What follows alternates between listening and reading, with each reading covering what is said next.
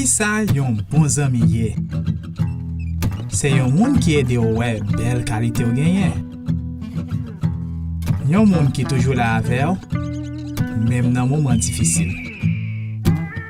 Proverbe 18 verset 24 fait konnen, yon zami kon sa ka mèm pi fidèle pase yon frè.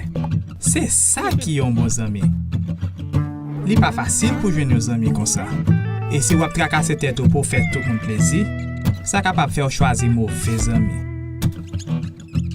Qui donc? Qui ça t'a de chercher ka yon moun? Eh bien, si vous voulez qu'on sac dans yon livre, est-ce que vous regardez pour livre là ou soit vous regardez dans? Cherchez faire amis avec yon moun qui fait confiance. Yon moun qui compte pardonner. Yon moun qui pas compter erreur fait. Dans question faire amis, les pi bon pour gagner yon seul bon ami, passer pour gagner yon bon soi-disant ami. Pour joindre yon bon ami, ou gen doit besoin commencer chercher l'autre côté. C'est capable de côté pas même penser. Qui donc? Pas payer l'argent. Pas chercher joindre moun qui exactement même j'avais ou. Moun qui ka vinn zanmou yo, gen doit pas gen même goût ou soit même talent avec ou. Yo capable pi grand ou soit pi jeune passé ou.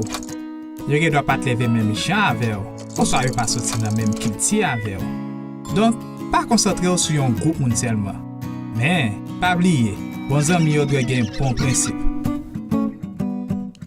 Est-ce que vous avez déjà gagné un ami qui toujours a exploité ou, qui parler sous dos, ou soit qui baille menti sous? Vous méritez plus passer ça. Qui donc veille pour pas faire mauvais amis?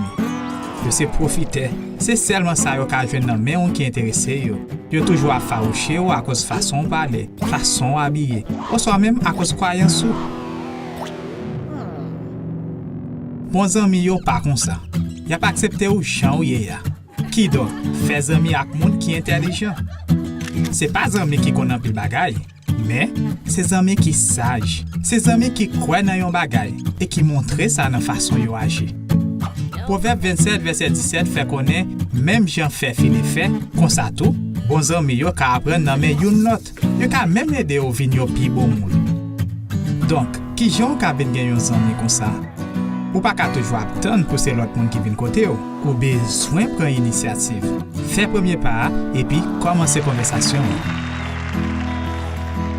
Pas oublier, c'est vrai on doit parler, mais pas parler de tête tout seulement. Poser vos questions et puis prendre temps pour écouter. Bien écouter. Vous connaissez, une nan pi gros cadeau ka bay aux amis, c'est écouter. Et kounye ya.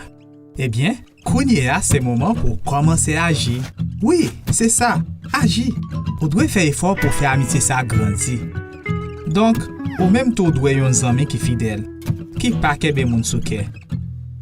Ou doit là pour yo, même dans moment difficile. Là on fait ça, relation a grandi tout bon. Philippiens 2 verset 4 fait qu'on est on pas de ouais tête tout seulement, mais on doit chercher intérêt par l'autre monde tout. En fait, zami yon moun vle di intéressé ak moun nan. Ou connaît, ou gen pour rencontrer un pile moun dans la vie ou. C'est ou même qui pral gen pour choisir propre zami ou. Qui donc? Montre ou sage le wap choisir. Choisir bon zami.